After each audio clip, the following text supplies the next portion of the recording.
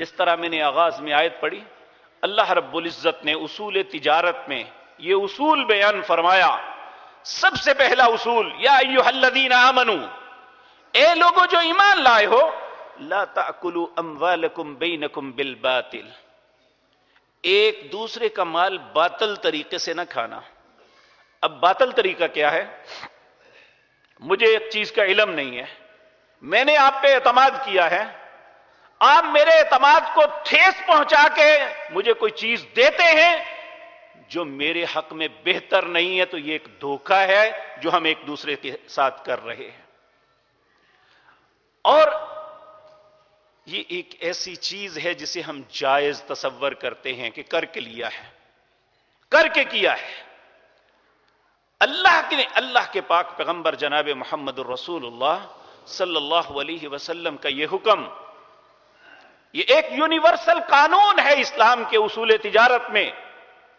آپ نے فرمایا الدین نصیحہ، جس دین کے میں اور آپ ماننے والے ہیں یہ دین ہے ہی خیر خواہی.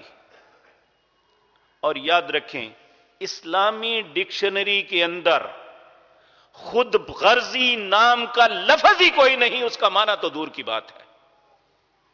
اسلام خیر خواہی کا حکم دیتا ہے. صحابی نے پوچھا کس کے ساتھ خیر خواہی کریں؟ آپ نے 4 چیزوں کا حکم دیا. سب سے پہلے کہا اللہ کے ساتھ، پھر اس کے بعد آپ نے فرمایا اللہ کی کتاب کے ساتھ، پھر آپ نے فرمایا اللہ کے رسولوں کے ساتھ، چوتھا فرمایا باہم ایک دوسرے کے ساتھ.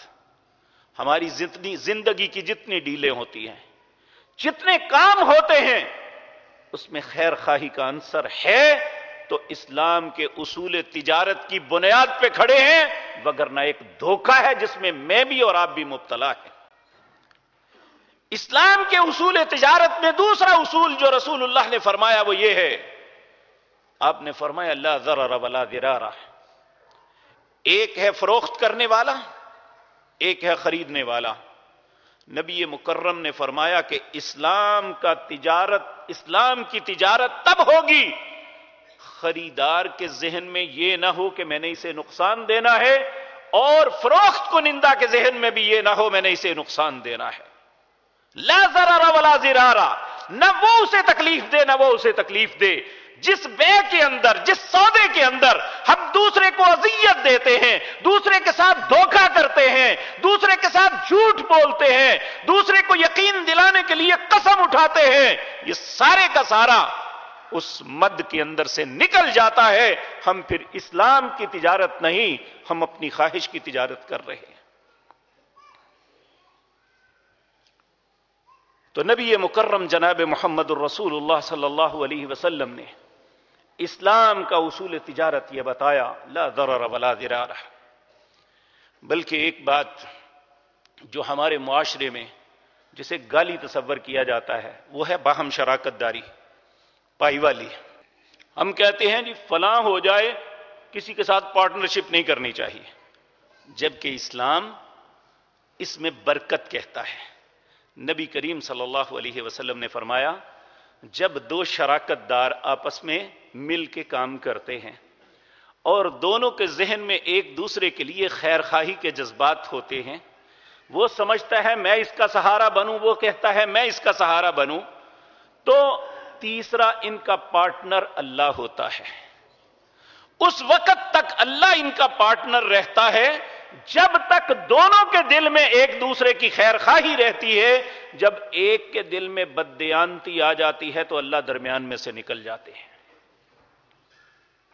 اب یہاں میں ایک بات عرض کروں گا، ہمارے معاشرے کے اندر کتنے ہی بے بس لوگ ہیں، بے اولاد، ریٹائرمنٹ کے بعد ان کے پاس پیسہ ہوتا ہے وہ سود پہ بینکوں میں رکھ دیتے ہیں.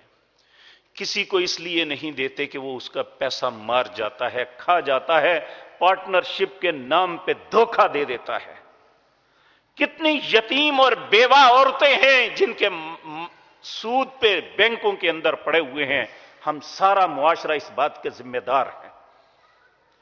ہم نے کبھی نہیں سوچا کہ اللہ نے مجھے ہنر دیا، اللہ نے مجھے کاروبار دیا، میں کسی کو شریک کر کے اس کے لیے خیر کا رستہ بنا دوں۔ آپ دنیا جہان کے عرب ممالک میں جائیں گے، ایک آدمی کھرب پتی بھی ہے، کبھی وہ اکیلا کاروبار نہیں کرے گا، ہمیشہ وہ شرکہ بنائے گا، شراکت کے ساتھ کام کرے گا۔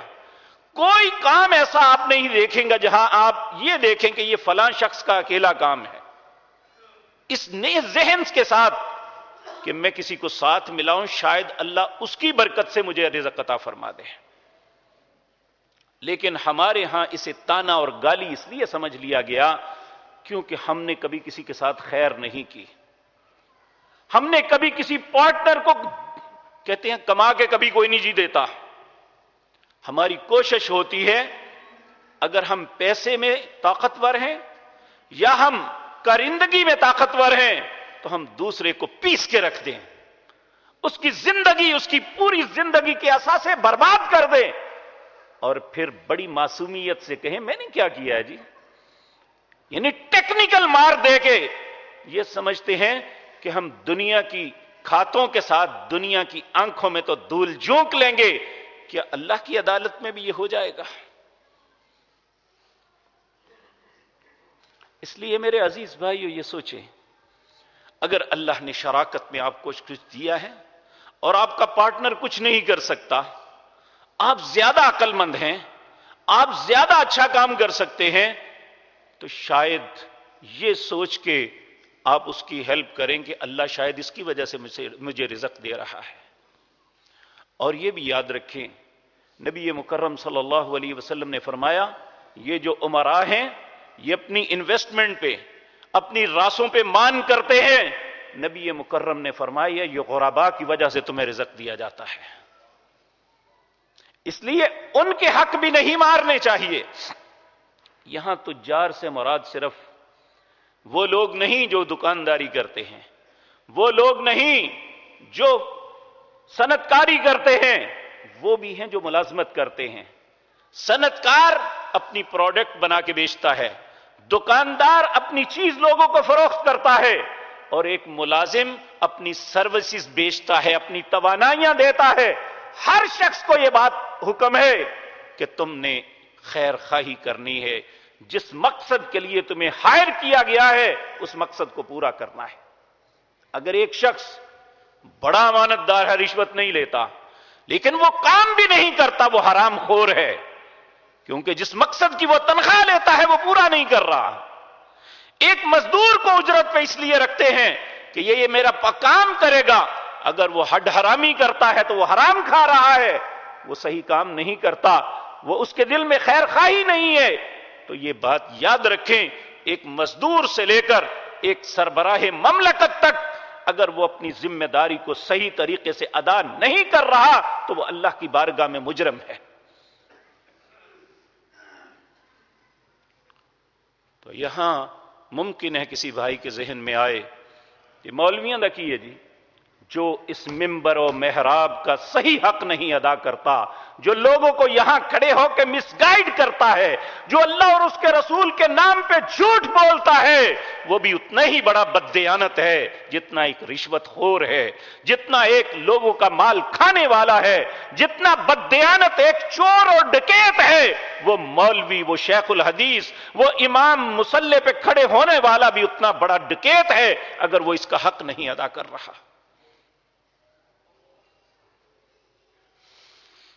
اس لیے مسلمانوں، ہم ایک دھوکے میں مبتلا ہیں کہ 5 وقت کی نماز پڑھ لی تو اس کے بعد سب کچھ حلال ہو جاتا ہے۔ نہیں، نبی مکرم صلی اللہ علیہ وسلم نے فرمایا ان اللہ طیب، لوگو اللہ پاک ہے، لا يقبل الا الطیب، اللہ پاکیزہ چیز کے علاوہ کسی چیز کو قبول ہی نہیں کرتا۔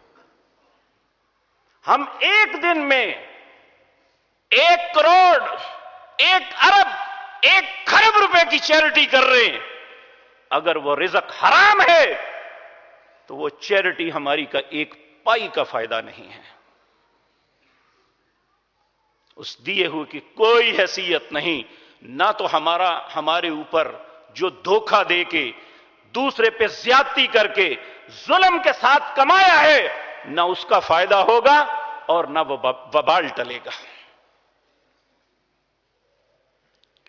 ہم تو اتنے دھوکے میں مبتلا ہیں۔ ایک دفعہ ایک بھائی نے بات سنائی، اللہ اکبر، کہنے لگا ایک پولیس مین عید الاضحیٰ سے ایک دن پہلے آیا اور وہ دودھ دہی کا کام کرتا تھا ہمارے پرانے محلے میں۔ کہنے لگا یہ نوٹ 5000 کا ہے، بدل دو۔ اس نے کہا بدلنے سے کیا ہوگا؟ کہتا ہے بے شک 5000 کا ہی دے دو۔ اس نے کہا بدلنے سے کیا ہوگا؟ کہنے لگا میں نے قربانی لینی ہے، یہ رشوت میں لیا تھا، میں نے کہا بدل کے لے لوں۔ یہ دھوکہ ہے جو اپنے ساتھ ہم کر رہے ہیں، اور ہر معاملے میں یہ ہے، غلط کام کر کے اس کی کوئی نہ کوئی توجیہ ڈھونڈتے ہیں کہ میں نے اس لیے کیا۔ میرے بھائیوں، ہم بڑی واضح انداز میں کہتے ہیں مال میرا جیسے چاہوں کروں۔ شعیب علیہ السلام کی قوم نے یہ کیا کہا تھا؟ انہوں نے بھی تو یہ کہا تھا دھوکہ نہ کرو لوگوں کے ساتھ۔ تو انہوں نے کہا مال ہمارا جیسے چاہے صرف کرے۔ آپ کون ہوتے ہیں ہمارے معاملے میں مداخلت کرنے والے؟ آج یہی کیفیت تو میری اور آپ کی ہے۔ کیا ہماری مسلمانی صرف نماز تک ہے؟ کیا ہماری مسلمانی صرف روزے، زکوٰۃ، حج یا عمرے تک ہے؟ اسلام رزق حلال، حصول رزق حلال جسے عبادت کہتا ہے، اگر اس میں ہماری معاملات خراب ہوئے تو مجھے بتائیں اللہ کی عدالت میں کیسے مسلمانی پیش کریں گے اپنی؟ اللہ نے تو اسی لیے کہا تھا یا ایھا الذین آمنو، اے لوگو جو ایمان لائے ہو، ادخلوا فی السلم کافہ، اسلام میں پورے داخل ہو جاؤ۔ پورا داخل ہونا کیا ہے؟ کیا اسلام میں پورے داخل نہیں ہے؟ اسلام ہماری زندگی کے تمام پہلوؤں میں ہماری ہدایت اور رہنمائی کا بندوبست کرتا ہے۔ اگر ہماری خوشی، ہماری غمی، ہماری معاشرت، ہمارا معاش، ہماری عبادات اللہ اور اس کے رسول کے حکم کے مطابق نہ ہوئی تو ہم پورے اسلام میں نہیں ہیں۔ تو جب پورے نہیں ہیں تو پھر کیا ہے؟ وَلَا تَتَّبِعُوا خُطُوَاتِ الشَّيْطَانِ، اللہ نے کہا شیطان کے پیچھے نہ چلنا۔ شیطان کہتا ہے کہ فلاں کر لو گے تو کیا ہو جائے گا، کچھ اللہ کے راستے میں خرچ کر دینا تو یہ سب کچھ پاک صاف ہو جائے گا۔ نہیں میرے بھائی،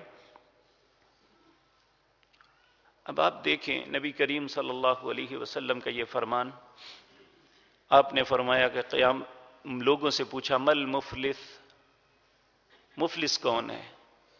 لوگوں نے عرض کیا جس کے پاس پیسہ دہلانا ہو، فقیر ہو۔ آپ نے فرمایا نہیں، میری امت کا مفلس وہ ہے جس کے پاس نماز، روزہ، زکوٰۃ، حج، نیک اعمال بے شمار ہیں، بڑا خوشی فرحاں اللہ کی بارگاہ کی طرف آ رہا ہوگا، میں نے آج اجر لینا ہے، میں نے جنت لینی ہے۔ رستے میں وہ لوگ آ جائیں گے جن کے ساتھ اس نے ظلم کیا، مالی، ہاتھ سے، دھوکے سے، کسی بھی طریقے سے، حتیٰ کہ گالی نکالی ہوگی، بے عزت کیا ہوگا کسی مجلس میں، وہ سارے اکٹھے ہو کے آ جائیں گے، اللہ اس نے یہ کیا۔ اللہ فرشتوں سے کہیں گے اس کی نیکیاں ان میں تقسیم کرو، جتنا کسی کے ساتھ ظلم ہوا اس کی نیکیاں بانٹ دو۔ اب اس کی نیکیاں ہر بندے کے حق کے مطابق دیتی، کیونکہ اس وقت مال و دولت تو ہوگا نہیں، ساری نیکیاں ختم ہو جائیں گی۔ فرشتے اللہ سے التجا کریں گے مالک نیکیاں ختم ہو گئی، حقدار ابھی باقی کھڑے ہیں۔ تو اللہ رب العزت فرمائیں گے جو حقدار کھڑے ہیں ان کے گناہ اس پہ لاد کے اسے جہنم کا ایندھن بنا دو۔ یہ ہے حقیقی مفلس۔ آج بڑی دلیری سے ہم کرتے ہیں، اپنے منصب کا فائدہ اٹھا کے، اپنی قوت و طاقت کا فائدہ اٹھا کے، اپنی راس کا فائدہ اٹھا کے، کل اللہ کی عدالت میں سب کچھ چھن گیا تو کیا بنے گا؟ اس لیے آج مجھے اور آپ کو سوچ لینا چاہیے، نبی مکرم صلی اللہ علیہ وسلم اپنی زندگی کے آخری ایام میں اپنے خاندان کے لوگوں میں آئے، حتیٰ کہ آپ کی زندگی میں آپ کی ساری اولاد فوت ہو گئی سوائے سیدہ فاطمہ الزہرا رضی اللہ تعالی عنہا کے۔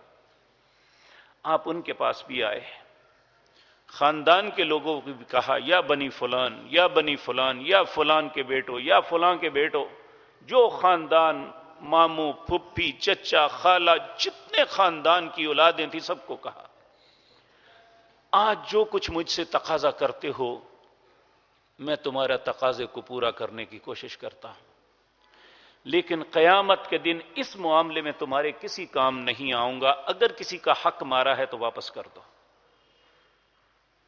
اگر کسی پہ ظلم کیا ہے تو اس کی تلافی معافی کر لو۔ پھر آپ سیدہ فاطمہ الزہرا رضی اللہ تعالی عنہا کے پاس آئے۔ آپ دیکھیں جس کی ساری اولاد فوت ہو جائے اسے ایک ہی بیٹی رہ جائے تو کتنی محبت ہوتی ہے، پھر سیدہ فاطمہ جیسی خاتون جو جنت کی خواتین کی سردار ہیں، دنیا کی جب سے دنیا بنی جب تک رہے گی 4 خواتین جو بہترین ہیں ان میں ایک سیدہ فاطمہ بھی ہیں۔ سیدہ فاطمہ رضی اللہ تعالی عنہا ان کے پاس بھی آ کے کہا، اے میری پیاری بیٹی، اعملی اعملی، عمل کرنا عمل کرنا، اگر تو سمجھے کہ تیرا باپ نبی ہے میں قیامت کے دن اللہ کے ہاں کسی کام نہیں آ سکوں گا۔ اگر نبی مکرم کی پیاری بیٹی کے متعلق یہ قانون ہے تو مجھے اور آپ کو ضرور سوچنا چاہیے کہ ہمیں بھی یہ زوم ہے کہ ہمارے نبی شفاعت کر دیں گے، لیکن شفاعت اس کی ہوگی جس کے دامن ظلم سے پاک ہوگا۔ اسلام کے اصول تجارت میں سب سے پہلی بات یہ یاد رکھیں، لا ضرر ولا ضرارا، ظلم کا عنصر دونوں طرف نہیں ہوگا تو اسلام کے اصول تجارت کی بنیاد پہ وہ کھڑا ہے، وگرنہ غلط فہمی ہے کہ میں ایک اسلامی تاجر ہوں، یہ جھوٹ ہے۔ اللہ رب العزت مجھے اور آپ کو سمجھ عطا فرمائے۔ اسلام کے تجارت کے اصول کون کون سے رسول اللہ نے مرتب کیے، اللہ نے مجھے زندگی اور توفیق دی تو انشاءاللہ بتدریج آپ کے سامنے عرض کروں گا۔ اقول قولی ھذا واستغفر اللہ۔